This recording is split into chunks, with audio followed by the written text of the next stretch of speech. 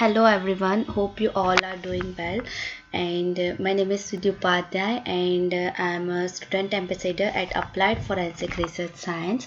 So today we are going to study the further part of the biological basis of behavior. Last time we have completed the brain part, brain lobes and the less science. So today we are going to study the how brain functions. So content of my today's presentation is the basic introduction of the brain and the role of neurotransmitters in a brain functioning. So we start with the introduction. So brain is the most complex part of the human body, as we all know, and it's a seat of intelligence, meaning that all people are born with the same brain. So based on as they grow and based on their experiences and how much exposure they are getting and how much learn in their life, they are furnishing themselves. So intelligence is a thing we are getting through experiences and learning. It's not like people are saying na ki these people is more intelligent, and it also depending upon a person area of interest, individual's area of interest. So we can say it's an interpreter of all the senses, means if we taste anything, our taste buds are activate, and then that taste is directly recognized by the brain, and then we can taste it nicely. In the similar way, whatever we can smell, our smell orders are recognize the smell, and brain senses are activates. Similarly for for ears and eyes.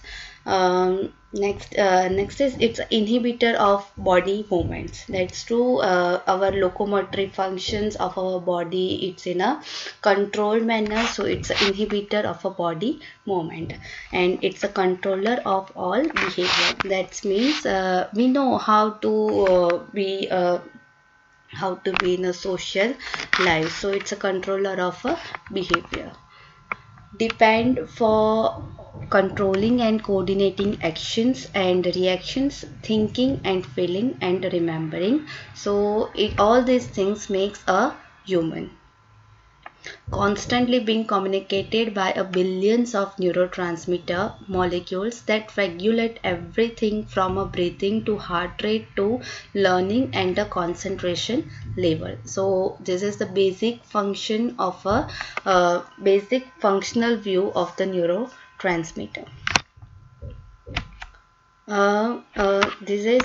These and these are the neurotransmitter.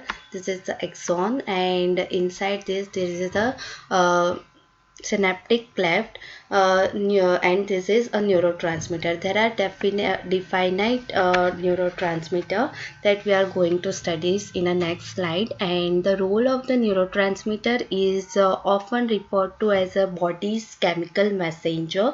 They are the molecule used by the nervous system to transmit a message between a neurons or from a neurons to muscles. Okay, and the receptor receives the neurotransmitter, and specific neurotransmitter have a specific receptor only to receive the neurotransmitter. This is one more diagram of the neuron communication. Next is neurotransmitter implicated in antisocial and criminal behavior and their role in a brain functioning. So if basic thing is, if any of the neurotransmitter, there are 7 different neurotransmitter, and any of the neurotransmitter excessively releasing inside the body or does not release at all, then there are some behavioral changes happening in our behavior also, like memory problem, schizophrenia, any kind of disorder, or any kind of severe thing also happen, and that may or may not lead to a crime. So we go each one off by one. As I told you earlier, every neurotransmitter has a specific neuroreceptor, and we are going to study that and the role in a brain functioning.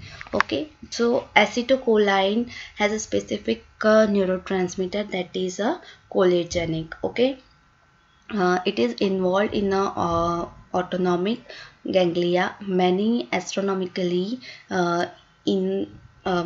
astronomically innervated organs at the neuromuscular junction and at many synapses in the central nervous system involved in the learning and memory. Next is dopamine. Its neuroreceptor is a dopaminergic and involved in a nerve impulse in the substantia nigra and the ventral tegmental area. These are the area of the brain involved in the control of locomotion, learning, working memory, cognition and emotional.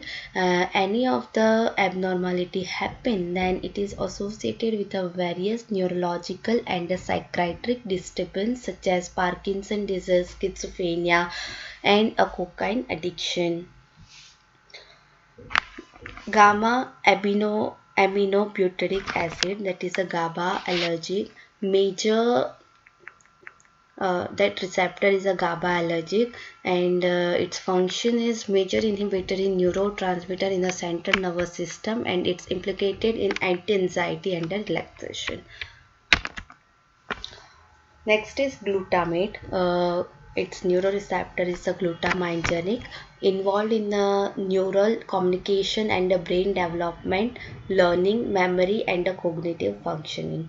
Next is non-epinephrine or non-adrenaline, and its receptor is a adrenergic, involved in the sympathetic nervous system, increase in arousal and alertness, vigilance, formation and retrieval of a memory and focused attention. Next is a serotonin, and its receptor is a serotonergic, involved in the regulation of mood, sleep and appetite, also involved in a cognitive functions, memory and learning. So any of the disturbance happen, any disbalance happen in the neurotransmitter, then many disorder will happen, or many mood swings and mood changes and personality behavior will be happen. This is the basic structure of a neurotransmitter, and this study is basically a neurobiology.